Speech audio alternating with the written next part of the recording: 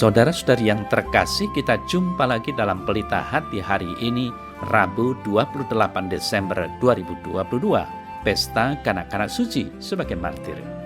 Bersama saya Romo Thomas Suratno SC dari Paroki Cilandak, Jakarta Selatan, mendengar dan merenungkan sabda Tuhan, yakni firman Tuhan yang tersurat dalam Injil Matius, bab atau pasal 2 ayat 13 sampai dengan ayat 18.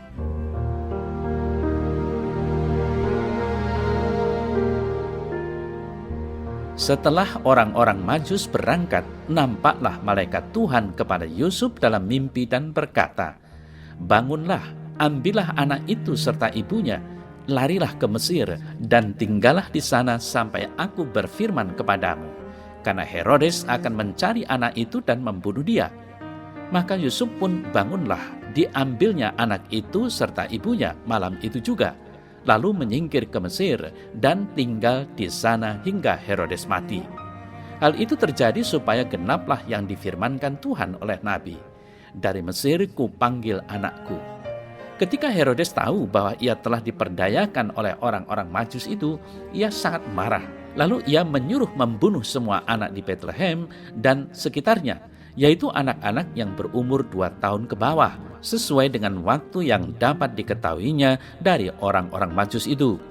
Dengan demikian genaplah firman yang disampaikan oleh Nabi Yeremia, terdengarlah suara dirama, tangis dan ratap yang amat sedih. Rachel menangisi anak-anaknya dan ia tidak mau dihibur sebab mereka tidak ada lagi.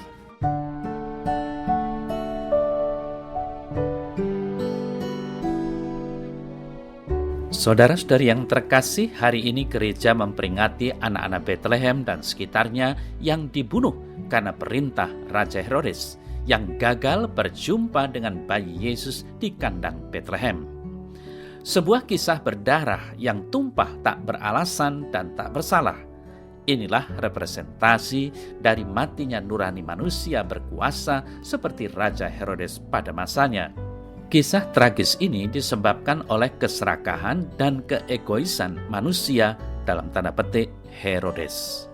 Keserakahan dan egoisme diri ternyata bisa menutup mata hati orang kepada Tuhan dan sesamanya, apalagi alam sekitar.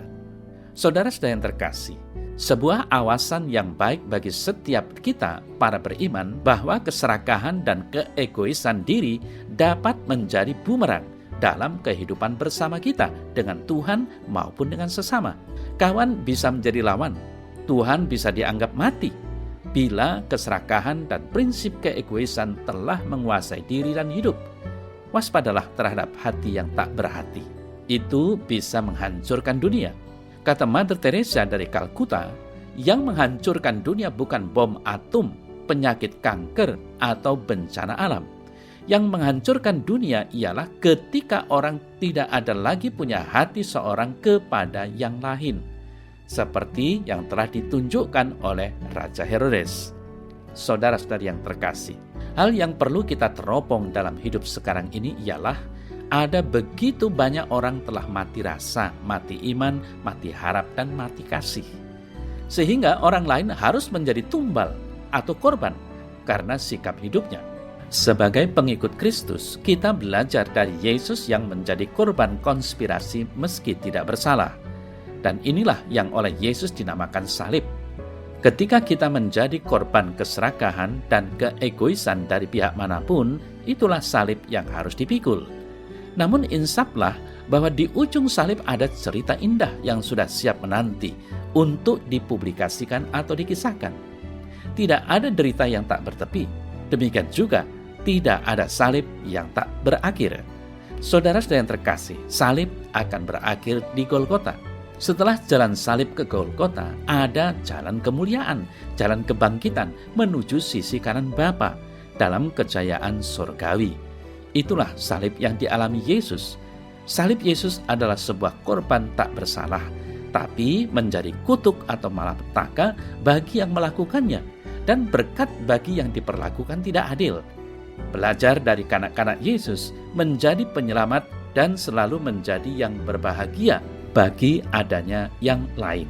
Saudara-saudara terkasih, Kehadiran kita seharusnya bisa menyelamatkan dan dapat membuat orang lain merasa bahagia. Itu lebih berharga daripada materi yang kita miliki dan yang kita beri. Tuhan memberi dirinya dan nyawanya untuk keselamatan dan kebahagiaan kita, dan bukan materi, kuasa, dan kenikmatan.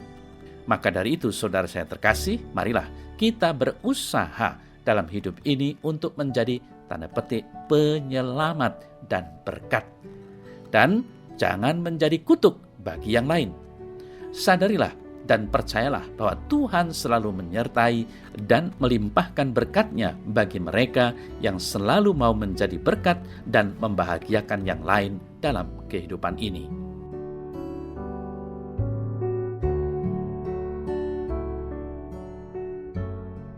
Dalam nama Bapa dan Putra dan Roh Kudus. Amin. Ya Allah Bapa di sorga, ampunilah dosa-dosaku, karena aku sering masih tanpa disadari membunuh anak-anak atau orang-orang yang tak berdosa karena keegoisanku, menfitnah sesama karena kedengkianku, bahkan membinasakan mereka karena keserakahanku. Sekali lagi, ampunilah aku orang berdosa ini. Amin. Semoga Allah yang Maha Kuasa memberkati saudara dalam nama Bapa dan Putra dan Roh Kudus. Amin.